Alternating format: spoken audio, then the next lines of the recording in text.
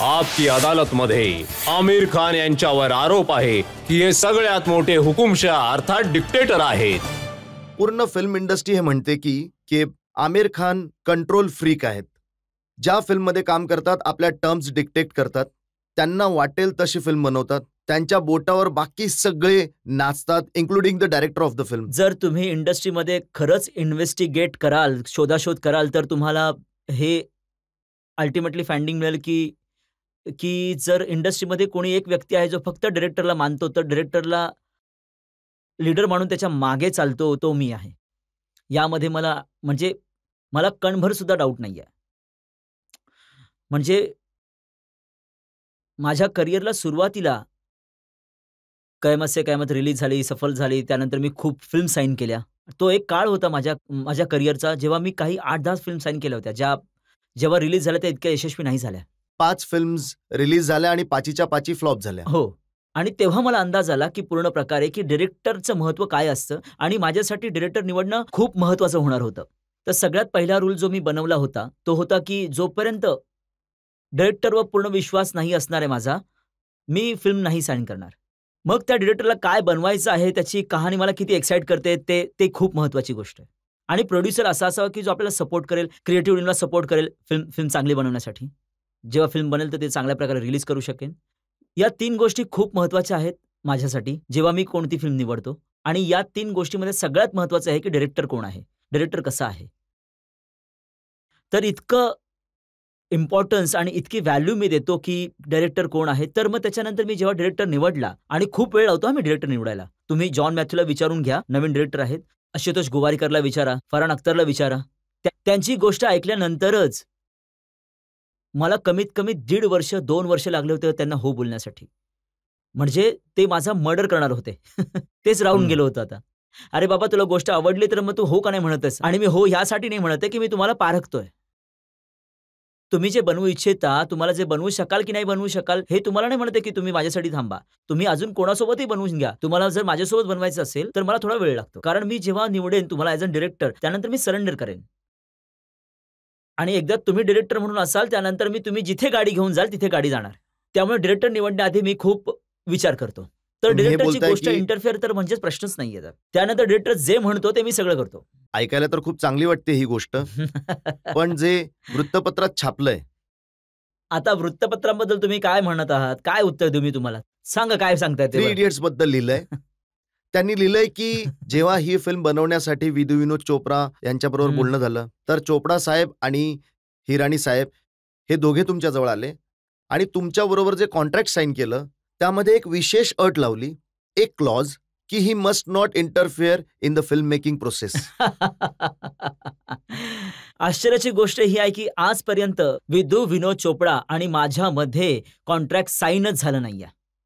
म्हणजे यामुळे 2-3 गोष्टी स्पष्ट होतात. एक तर स्पष्ट हे होतं की मी ठेवतो बोलण्यावर विश्वास, आणि एखाद्या व्यक्तीचं वचन देणं माझ्यासाठी खूप खूप महत्त्वाचं आहे. विनोद चोपडा आणि माझ्यामध्ये दॅट मीन्स म्हणजे इतका कॉन्फिडन्स आम्हाला एकमेकांवर इतका विश्वास आहे की आम्हाला पेपरवर लिहिण्याची गरजच लागत नाही की आम्ही काय काम करत आहोत, कसे काम करत आहोत. तर आमचं कॉन्ट्रॅक्टच साइन नाही झालंय, त्यामध्ये हा क्लॉज कुठून येणार की मी त्यामध्ये इंटरफेअर नाही करणार म्हणून. किंवा मग हे होऊ शकतं की हे समजूनच चालतंय की इंटरफेअर करेल. मग सहन करा आता. नसो, काय फरक पडतो. इतक्या लोकांबरोबर मी काम केलं आहे. आशुतोष गोवारीकर आहेत, फरहान अख्तर आहेत, इतके टॅलेंटेड लोक आहेत. यांचा दृष्टिकोन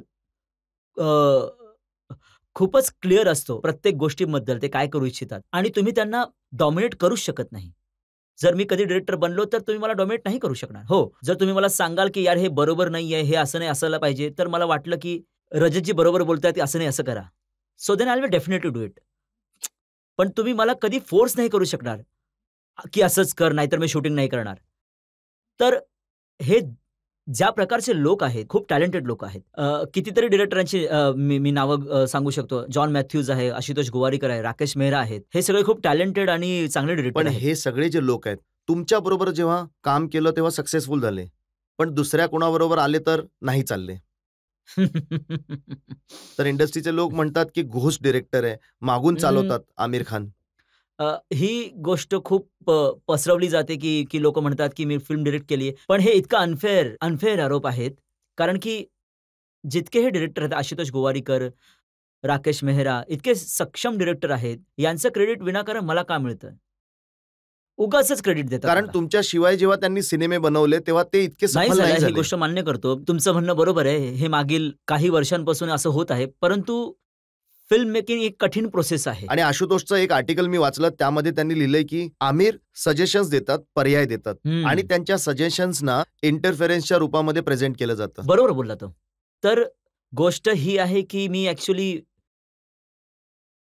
जर मी खऱ्या अर्थाने मी याला इंटरप्रेट करायचा, समजवण्याचा प्रयत्न करेन, तर मी सांगतो, की माझी सगळ्यात मोठी जी स्ट्रेंथ आहे ना, ती ॲक्टिंग नाही आहे. माझी सगळ्यात मोठी स्ट्रेंथ ही आहे, की मी खूप कमाल असिस्टंट डायरेक्टर आहे. मी मस्करी नाही करत आहे. कारण की मी करियर सुरू केलं 4 वर्ष ॲज अन असिस्टंट डायरेक्टर म्हणून काम केलं. माझे काका होते नासिर साहेब त्यांच्यासोबत. माझी सगळ्यात मोठी जी स्ट्रेंथ आहे ना, ती असिस्टंट आहे. राम गोपाल वर्माने ही तक्रार केली आहे हं. की इतके प्रश्न विचारले, इतका जीव खाल्ला की आता ह्याच्याबरोबर काम करणं कठीण आहे. तर ॲक्चुअली रामू जर माझ्याबरोबर काम नाही करणार, तर यापेक्षा आनंदाची गोष्ट माझ्यासाठी कोणतीच असू शकत नाही. मला खूप आनंद होतोय, की तो माझ्यासोबत नाही काम करत आहे. पण एक अशी फिल्म आहे जिच्याबद्दल अशी चर्चा आहे की जिथे तुम्ही काम करत आहात आणि डिरेक्टरच्या समोर तुमचा आवाजही नाही निघत, काही सजेशन्सही नाही देत आणि जे म्हटलं जातं ते करता. कोणती? कोणती फिल्म तुम्ही सांगू शकता? अ, यावेळी हो. बनत आहे. अच्छा, ती माझ्या वाईफची असेल. हो, हो, हो.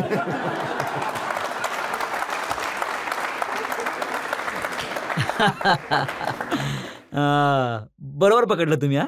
मी ऐकलंय की त्या फिल्ममध्ये ना बजेट जास्त आहे, ना त्यामध्ये दिखावा जास्त आहे, ना खूप हेल्प तुम्हाला मिळते, पण करावं लागतं कारण जसं डायरेक्टर खरं सांगतात. तर ही कदाचित माझी पहिली फिल्म असेल 20 वर्षाच्या करिअरमध्ये. ज्यासाठी मी खूप पिच करत होतो, की यार ह्या फिल्ममध्ये राहावं ॲज अन ॲक्टर. आतापर्यंत कोणती अशी फिल्म नाही आली, की मी ती फिल्म करू इच्छित आहे आणि डायरेक्टर मला बोलतोय, की "नाही, तू तू या फिल्ममध्ये नसणार आहेस." आणि जेव्हा मी किरणची ही गोष्ट ऐकली, ती मला खूप आवडली होती. आणि माझी इच्छा होती, की यामध्ये एखादा रोल करावा. आणि किरण म्हणाले, की "नाही, तू यामध्ये नाही ॲक्टिंग करणार." तर मला खूप वाईट वाटलं. मी म्हणालो, "का बाबा?" तर ती म्हटली, की "तू खूप मोठा स्टार आहेस आणि माझी फिल्म खूप छोटी आहे. तर तू यामध्ये फिट नाही होणार." तर मी म्हणालो, की "तू असं का बोलतोस?" ती ती म्हणाली, की "नाही, मी खूप गोरिल्ला स्टाईलने शूटिंग करणार आहे. मी कॅमेरा छोटासा असेल 16 एमएमचा कॅमेरा. मी रोडवर निघून जाईल. मी अशा-अशा ठिकाणी जाईल. जिथे जाईल ती खूप गर्दी असेल आणि तुम्हाला सोबत घेऊन जाल तर मग पूर्ण यात्रा चालेल माझ्याबरोबर. 300 लोकं असतील तुमच्याबरोबर आणि त्यामुळे मला अशी फिल्म नाही बनवायची आहे. माझा क्रू असेल 8 ते 10 लोकांचा. तर तुझ्याबरोबर ते शक्य नाही आहे. कारण की तू ज्या फिल्ममध्ये असतो त्याचं पूर्ण स्केल वाढून जाते." तर मी म्हणालो, की "बाई स्केल मी छोटी करून देईल, मला तू घे तर खरं." तरी तिने होकार नाही दिला. कारण की त्यांना क्रिएटिव्हली अजिबात फिल्मला डिस्टर्ब करायची इच्छा नव्हती. कारण की मी ऑडियन्स फिल्म जेव्हा बघेल, तर त्यांना असं वाटेल, की यार हे पात्र आहे, स्टार नाही. तुमच्यापेक्षा जास्त हट्टी आहेत खूप त्या. जास्त हट्टी आहे. तर मी तिला कसं मनवलं हे तुम्हाला सांगतो आता. तर त्यांना म्हटलं, की आणखीन काय ते लॉप साइड होऊन जाईल, की ते 3 डायलॉग आहेत. तुम्ही सडनली एक स्टार आहात. तर ते तुम्हाला सूट नाही करणार. क्रिएटिव्हली माझ्या लक्षात नाही येत. तर तिने फायनली मला सांगितलं, की "तू या फिल्ममध्ये नाही आहेस." तर मी खूप उदास झालो आणि म्हटलं, की "ठीक आहे, चल फिल्ममध्ये नाही आहे." आता त्याची कास्टिंग सुरू झाली. ती लोकांना कास्ट करत होती आणि वेगवेगळे स्क्रीन टेस्ट चालू आहेत. आता ती मला दाखवत पण आहे, की "हे बघ बाबा, हे आम्ही याबद्दल असा विचार करत आहे. हा चांगला आहे, हा चांगला आहे." ते मी बघत आहे, की कोण निवडलं जातंय माझ्या रोलसाठी. तर मला खूप त्रास होत होता आणि मग मी एक दिवस बोललो किरणला. मी म्हणालो, "यार एक काम करूयात." कारण की ती ज्या लोकांना निवडत होती, ते मला वाटत होतं, की यार हे इतके चांगले ॲक्टर नाही आहेत. यांच्यापेक्षा बेटर असायला पाहिजे. तर मी किरणला म्हणालो, की "यार एक काम करूयात, मी स्क्रीन टेस्ट देतो या फिल्मसाठी. यासाठी नाही, की मी फिल्ममध्ये राहावं, कारण की तू तर बोलून दिले, की स्पष्टपणे, की मी फिल्ममध्ये नसणार आहे. तर मी एक्सेप्ट केली ती गोष्ट, मी फिल्ममध्ये नाही आहे. पण तू जेव्हा स्क्रीन टेस्ट घेशील माझी, तर तुला अंदाज येईल, की यार ह्या पात्राबरोबर काय-काय होऊ शकतं. पॉसिबिलिटीज काय आहेत आणि यामध्ये जो पण ॲक्टर येईल, तो तुम्हाला तुम्हाला पण क्लिअर होईल ॲज अ डायरेक्टर, की हे पात्र कसं येऊ शकतं पडद्यावर. त्यामुळे स्क्रीन टेस्ट घे तू माझी, not to take me in film. मला फिल्ममध्ये नको घेऊस. जस्ट की तुला एक एक्सपिरियन्स मिळेल, की काय होऊ शकतं इथे. तर त्याने विचार केला. अच्छा, बोलले, "ठीक आहे, चल करूया." तर गजनीची शूटिंग सुरू होती हैदराबादमध्ये. तर मी तिला तिथे बोलावलं. तर एक दिवस जेव्हा माझी शूटिंग नव्हती, सुट्टी होती, तर मी म्हणालो, की "आज चला आज स्क्रीन टेस्ट करूया." तर मी स्क्रीन टेस्ट दिली तेव्हा आणि जेव्हा स्क्रीन टेस्ट दिली तेव्हा ती शॉक झाली. तर तिला असं वाटलं, की अच्छा हे तर मी असा सगळा विचार केला नव्हता, हे असंही होऊ शकतं. तर ती स्क्रीन टेस्ट तिच्यासमोर होती. स्क्रीन टेस्ट होऊन गेली. मी म्हणालो, "चला आता तुम्ही शोधून घ्या तुमचा एखादा ॲक्टर आणि तुला एक आयडिया तर आली, की कॅरेक्टर कसं असू शकतं." त्यानंतर त्यांनी खूप शोधलं. त्यांनी खूप शोधलं, की यार कोणी असा मिळून जाईल आणि हाच माझा प्लॅन होता, की त्यांना फसवण्यासाठी, की यार आधी आपण स्वतःला जे आपण ॲड्समध्ये दाखवतो ना, हे तुम्हाला मिळू शकतं. तर त्यानंतर त्यांनी खूप शोधलं, त्यांना कोणी मिळालं नाही. त्यांच्या नजरमध्ये मी बसून गेलो. तर मग 1-2 महिन्यानंतर त्यांनी मला सांगितलं, की "यार मला वाटतं, की तुलाच करायला पाहिजे." तर मग मी खूप हसलो, आनंदी झालो आणि मग त्यांना हे पण सांगितलं, की "बघा माझा ट्रॅक रेकॉर्ड बघा. रंग दे बसंती तू बघ एकदा. थ्री इडियट्स तू बघू शकतेस किंवा तारे जमीन पर तू बघ किंवा दिल चाहता है बघ तू. ह्या सगळ्या फिल्म्समध्ये मी पात्र आहे. मी आमिर खान नाहीये. माझ्या जेवढ्या पण फिल्म्स आहेत तुम्ही उचलून बघा. मी त्यांना एक्झाम्पल या फिल्मचं यासाठी दिलं कारण की माझ्याबरोबर आणखीन 2-4 लोकं होते. रंग दे बसंतीमध्ये अजून 4 पात्र आहेत. मी पण आहे. ते 3-4 लोकं स्टार नाहीत. मी स्टार आहे. परंतु फिल्ममध्ये कोणी स्टार नाहीये. फिल्ममध्ये मी एक पात्र आहे. आणि ऑडियन्सनी पण त्यावेळेस पात्राच्या रूपातच बघतात. ते विसरून जातात की मी आमिर खान आहे. हेच माझं म्हणजे कला आहे. पण हा जो पूर्ण प्लॅन होता, हं. किरणच्या बरोबर फिल्म करत आहात, याला सिक्रेट का ठेवलत तुम्ही? सिक्रेट ठेवण्याचं एकच कारण होतं, की जी किरणची जी स्टाईल होती शूट करण्याची, म्हणजे तिला एका अशा जागेवर मोहम्मद अली रोडवर शूट करायचं होतं तिला. आता मोहम्मद अली रोडवर मी कसं शूट करणार? मोहम्मद अली रोडवर त्यांना शूटिंग करायचं जेव्हा रमजानच्या वेळी इफ्तारीची वेळ असते ना ती. मी चालत आहे रस्त्यावर. हजारो लोक तिकडे असतात. हजारो लोक असतात. भयंकर गर्दी असते तिथे. आता ती माझ्यावर कशी शूट करणार? तर यासाठी आम्ही ह्या गोष्टीला सिक्रेट ठेवलं, की मी त्या फिल्ममध्ये आहे. जेणेकरून मी सडनली येईन, आम्हाला शॉट मिळेल आणि मी निघून जाईल तिथून. जिथे पब्लिकला माहिती आहे, की किरणच्या फिल्ममध्ये आमिर आहे, तर मग पूर्ण मीडिया आधी तिथे येईल. क्राउड येण्याच्या आधीच मीडिया येऊन जाईल तिथे. त्यामुळे आम्ही असं ठरवलं, की ह्या गोष्टीला बाहेर येऊच देऊ नका. आता तिथे एक बाद बाजार म्हणून एक जागा आहे. त्याच एरियामध्ये मोहम्मद अली रोडच्या जवळ, जिथे इतकी गर्दी असते आणि माझे जे पात्र आहे ते तिथे राहतंय. 3ऱ्या मजल्यावर त्याचं घर आहे. आता मला तिथे शूटिंग करायची आहे. तर आम्ही असं केलं, की आम्ही कोणाला सांगितलं नाही, की मी फिल्ममध्ये आहे. रात्रीचे 3:30 वाजता मी त्या एरियामध्ये आलो माझ्या गाडीने. जेव्हा पूर्ण शांतता होती, सगळे झोपले होते. 3ऱ्या मजल्यावर मी चालत गेलो आणि मी दरवाजा बंद केला. 3 आठवडे मी तिथे आत राहिलो. कोणाला अजिबात समजलं नाही, की मी तिथे आतमध्ये शूट करतोय. त्यांना वाटलं काहीतरी डॉक्युमेंटरी चालू आहे, माहीत नाही कोण आहे, 8-10 लोकं आहेत, इकडे-तिकडे फिरत असतात. आमिर खान त्या 3ऱ्या मजल्यावर शूटिंग करत आहे, हे कोणालाच माहीत नव्हतं आणि हजारो लोक तिथे तिथे गाडी नाही पोहोचत, कारण की तिथे इतके लोकं चालत असतात. तर तिथे जर आम्ही सांगितलं असतं, की फिल्ममध्ये आहे, तर शूटिंग झालीच नसते. पॉसिबलच नसतं झालं. आज तर पूर्ण रहस्य उघडलं गेलं. आता शूटिंग कंप्लीट होऊन गेलं तर रहस्याचं